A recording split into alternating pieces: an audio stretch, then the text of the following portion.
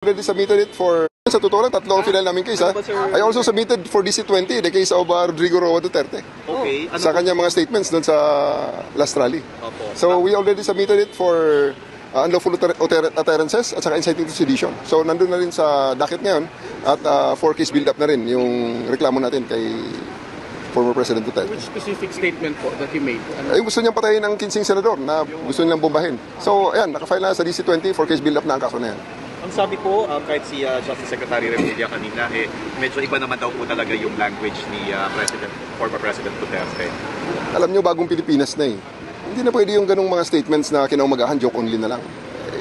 Kaya nagkakagulong, ang gulo-gulo na nga ng pinagdaanan ng bansa natin in the past 6 years. Hanggang ngayon ba naman, dadalhin natin ang gulo na yan, na puro patay-patay na lang. At pagkatapos, if they will be taken on their word, bigla na lang sasabihin na joke only. Or yung latest naman na palusot, he is only expressing a legal opinion. Hindi na po pwede yun. That's already too much. Moto proprio po ba ito o may nag-file ng complaint sa inyo na ibang tao? I am filing this as a citizen. And you know, I'm a policeman. It's part of the PNP to make sure that we protect the citizenry from criminal activities like this. Maliit lang tingnan yan, pero it is being uttered by a former president. Hindi malayo na gayahin or he will be taken he will be taken seriously by his blind supporters. Kasi nangyari na yan di ba? Sabi niya, pagpapatay ng mga, di ba? Pagpapatay ng mga adik, nangyari nga, maraming nga nagpatayan na hindi na natin maintindihan kung saan ang galing. At sinasabi nila, mga vigilante na ang mga palusot. But the fact remains na maraming namatay dahil he encouraged it during his term. Sir, clarify ko lang. Ano na po yung mangyayari yung susunod after the case build-up? We'll be filing it for, pag natapos ang case build-up, it will be filed for preliminary investigation. And formally, he will be given a copy of the complaint na inakyat so that he can have his counter affidavit on the case. Sir, clarify ko lang, you are filing as your person, not as CIDG? I am filing it as both as CIDG chief and as a Filipino, as a policeman. Because anybody can file that. So hindi ko naman hintayin kung sino pa.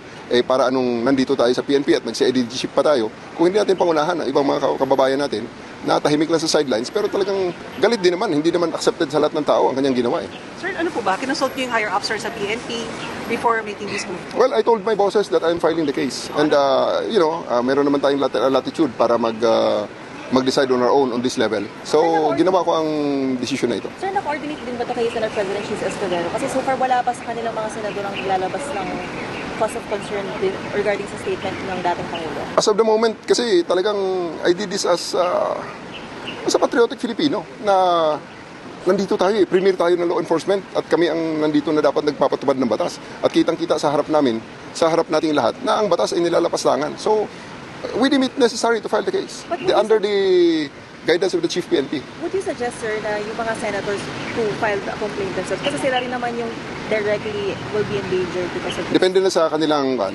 kanilang appreciation ang situation. Nasa kanila na yun, kung gusto nilang mag-file, they are most welcome to come to our office and file the complaint.